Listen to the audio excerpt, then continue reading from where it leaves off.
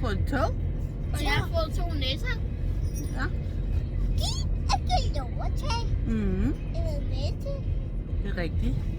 Og jeg skal hygge i aften, og være længe op i aften, mor. Ja, Og jeg elsker dig. i lige måde. Mor, Og jeg elsker også dig. jeg elsker tog, mor. Far, kan du elsker også sige noget på tog. videoen? Det er tog. Ja. Halløj, så derude. Hej, det er godt. Det har vi. Så har vi været ude og se på ny bil i går. En plug-in. Så det En bliver stor, spændende. fed bil.